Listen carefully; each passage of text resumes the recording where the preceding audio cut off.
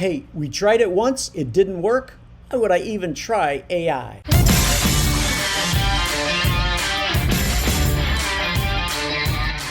Welcome to Click AI Radio, where you'll learn the secrets to transforming your small to medium business. Grant has been helping businesses transform using technology for over 30 years. Advanced technologies like artificial intelligence have been available only to large companies and advanced technical teams. Grant will discuss how you can use to leverage AI and other technologies to grow your small to medium business. As a gift, Grant is offering his ebook, AI for Sales Growth, at clickairadio.com. Now, here's your host and biz tech geek, Grant Larson. Hey, this is Grant. Thank you for joining in this episode. So, we tried it once. It didn't work. Why would I even try AI? Well, it turns out the global artificial intelligence market, I think Market Insight Report estimated it to be, it topped $40 billion in 2020. And that's cumulative or compound annual growth rate at 43%. That's pretty amazing.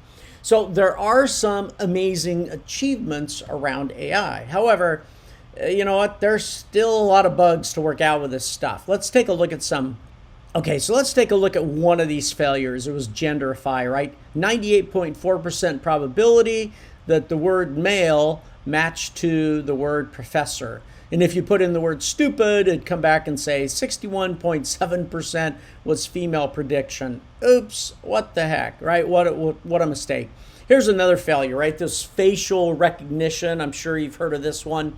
You know, you've got some 94-year-old granny who has to be held up, in front of the picture, in her Chinese bank to get her face, right? There's some usability challenges there, right? Uber, of course, walks away from driverless, citing adolescent AI.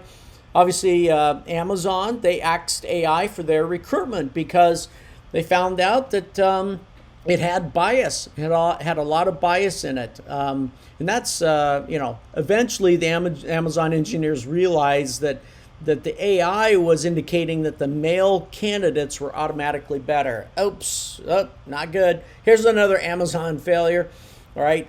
Their facial recognition software matched 28 U.S. Congresspeople with criminal mugshots. Yep. So this facial recognition thing is tough. All right. So in short, what does AI actually work for? Right? Where's it actually succeeding? Where's it doing well? Well, McKinsey points out that AI is shining in the area of big companies that are now reporting 20+% of their revenue coming from AI insights. That's pretty big. 2/3 of those big companies are using it to increase sales. And these companies plan to invest more into AI in response to COVID. So that's a success story. Seems like a lot of these facial recognition things. Heck, I think even IBM was applying it, in some of the cancer use cases, right, with their Watson technology. And the doctors rejected it, claiming it was giving some really bad advice. So the areas where it tends to do better is when it comes to the area of sales and sales planning. Now, the question is how do you identify the best AI project? What does that look like? Well, typically what you're looking for is something that's going to give some level of conversion or attrition impact. So if you can increase your sales conversion or reduce the attrition of your people, that's typically where it tends to do well. So your sales and account management teams typically are benefited from this. So you got to build a business case around it. In fact, there's an article by a guy by the name of Jeff Caitlin. Yeah, this is on Forbes. He pointed out a couple things here. He said, look, typically you're looking to predict customer churn, or you're looking to handle online reviews better, or improve your messaging. But the bottom line is you're really going to build out a business case for AI, much like you would other business cases. What does it take for me to put into this? What's the effort? And then can I get something out of it? And the place that the large companies tend to be getting some traction with it is in this sales improvement area. So 3 things here.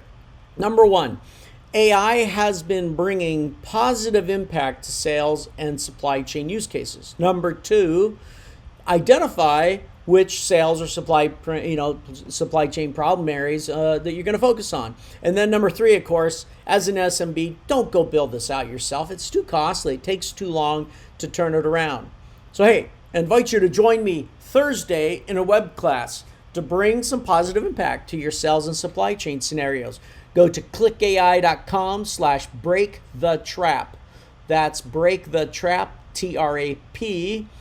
clickai.com/breakthetrap. Look forward to seeing you there. Thank you for joining Grant on Click AI Radio. Don't forget to subscribe and leave feedback. And remember to download your free ebook. Visit clickairadio.com now.